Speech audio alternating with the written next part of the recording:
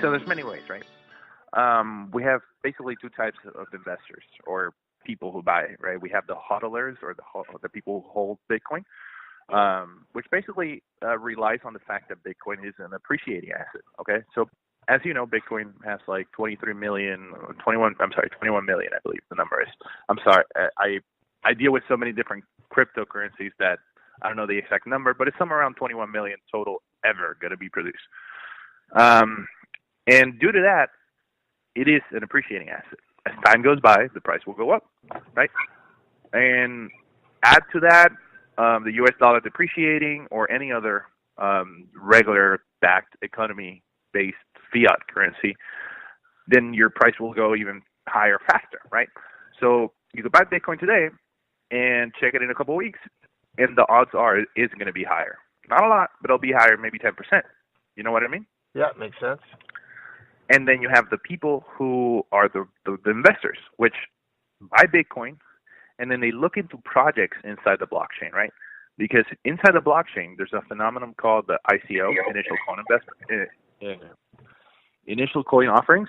And inside of that, basically anybody who has an idea, let's say I want to create a company to sell wallets, I could create a currency, right? Let's call it the wallet currency. And then with that, basically crowdfund my company with a tangible product. Sort of like a stock, but totally unregulated in a way. Okay. Yeah, because so that's one way, right? ICOs are those are coming out all the time. Like there's all these like you know, I think I even saw one. There's like a Jewish cryptocurrency coming out. Yeah, kosher or something like that. Ridiculous. Yeah. And we have that's the thing. The problem with the ICOs is it is breeding ground for scams. It is breeding ground for all sorts of shady stuff. Like, because anybody could say, look, I have this crazy idea. We're going to do this, and it's going to make us millions. And, you know, you're like, oh, well, it's 50 cents per coin. I'm going to buy some. And then it never makes money because 90% of them don't make money. Okay? There's particular kinds of ones that are making money. I think there has been one under Neo. Neo is a coin. It's basically an Ethereum clone in China. I don't remember the name, but that one made about 4 times investment right off the bat. And currently the ones I'm doing are lending platform based. So lending platforms, it's like a hedge fund kinda. Like you give them your money and they basically invest it for you, and then they pay you a return daily. But their coin usually starts about 80 cents, and right off the bat it goes to $4 to $5 most of the time. So right there, that's really nice. Like quick, at least. Yeah, but that's what I've been doing that, but it's because it's a hot market right now. So pretty much they're all pretty much giving you 4 to 5 times return, even as high as 35 times return if you hold it enough time, which is amazing. I mean, it's unheard of, right? Yeah. That's not going to be the case for much longer. If you're going to invest in an ICO, you got to read the white paper. You got to read the roadmap. You got to look and make sure who the team is, where they're located.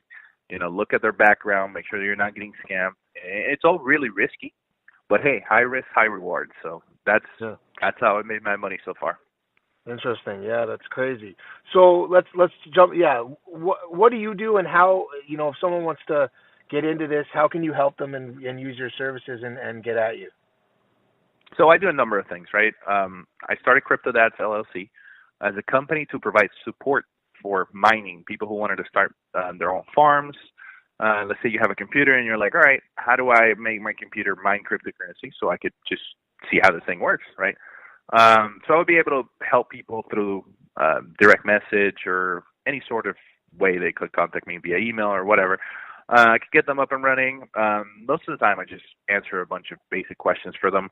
But I also have big farms that come to me and say, hey, you know, I have 50 machines. They're running at 24 megahashes right now. Can you make them run faster? And we do a series of things. If you have Ethereum miners, which are GPU-based, we can more than likely modify like their firmware, their BIOS on the cards to make them run about 10, 20% faster, consume less power, and basically we tune them.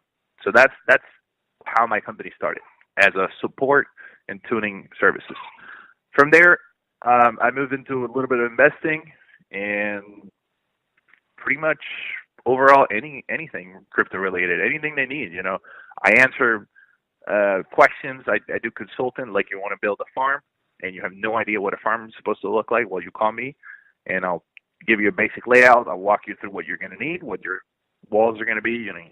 Like you're going to need a lot of power. You're going to need a lot of ventilation. You're going to need high ceilings. Yeah, and that's basically what I do. What my company does. Sounds like a grow up, man. Pretty much. Crazy. I mean, we do everything related to cryptocurrency at this time. But most of what I do is basically just educate people. And most of what I do is free, honestly. I do have some big like contracts that have hired me to build, a 300 miner farm or 500 miner farms, or like. Actually, I'm working on a project right now to help design an ICO. And all of that is just from the experience that people have seen me go through. And I have a group of like 200 people who are actively looking for new ICOs to invest in. And we all look at all the backgrounds, and we just determine which ones are going to be the lowest risk and the highest returns, and just go all into it. So that's what my company is. That's awesome. Very cool, man. I appreciate the call and all the knowledge. This has been something I wanted to talk about for quite some time now. So yeah, I'll make sure when I post it out, there'll be a lot of tagging going on, so you'll see all that pop up, and hopefully we'll send some guys your way. Yeah, if you want to do any more in depth with me, anything else, we'll figure it out. Or if you personally have any questions or anything I can help you with, just let me know. I try to be as available as possible. I know lately it hasn't been the case, just because market has been crazy. I mean, ever since we passed $10,000 on Bitcoin, everybody who knows me personally, like friends from high school, are like, "Hey, how do I do this thing? Like, what is Bitcoin? Like, have you made any money? Is it a good investment?" And I tell them all the same thing. Look, put in whatever you're able to lose. Meaning, if you have $1,000 that you wouldn't mind, like you wouldn't miss if they go away, put them in. More than likely, you'll make money. But if you don't, it's okay. Yeah. Because it's risky. It is. Yeah. Me personally, I started with 3,000, and I mean, I've made over 100 in just this year alone. So I'm doing pretty well. Yeah. But there's a lot of things coming in the future. There's a few regulations that we've gotten a lot of unwanted attention from the government. I don't know how that's going to end up. So it's always worrisome to see where we're going. Bitcoin is a great technology, and it's definitely going to be appreciating, and it's going to be around for a long time. But is it going to be useful in our daily lives is the question. Is it going to keep us appreciating like it is? Or is the government going to figure out a way to shut it down? That is why I can't answer if it's a good investment or not. For me, it is. For me, I actually live off of it right now. That's awesome. Yeah, like I was at a workshop a few weeks ago on like some psychology type stuff, and the professor that was there was talking about like, well, what if one day somebody creates a supercomputer that can surpass the limit or something, and then it all just crashes. But it sounds like the infrastructure in the background and how this is all set up, that's actually not possible. It is. Okay, so what he's talking about is a computer that's able to mine all the cryptocurrency that's left, and then just basically have no reward for the miners, right? Because the miners are what runs Bitcoin. Bitcoin transactions are run through the mining people, and they get paid through the transaction fee and the block fee, right?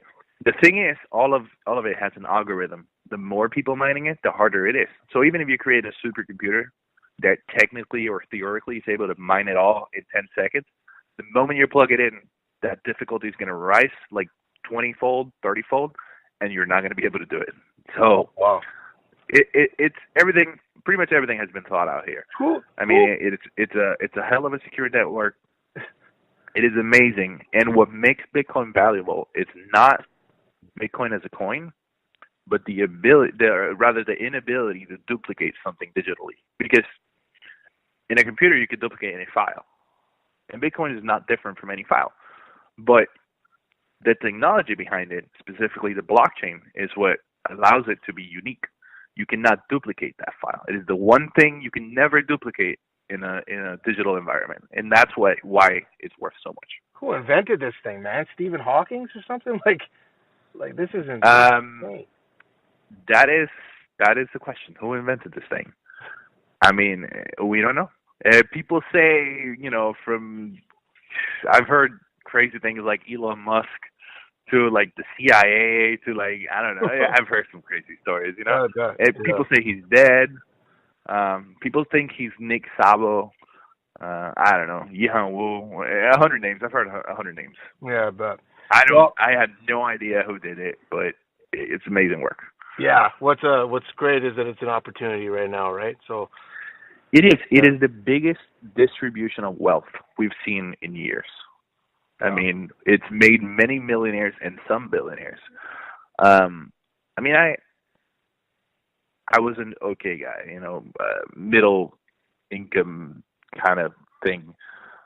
I'm the CEO of a company that I created out of thin air, and I spun on McLaren last week. So it's pretty cool, right? Yeah,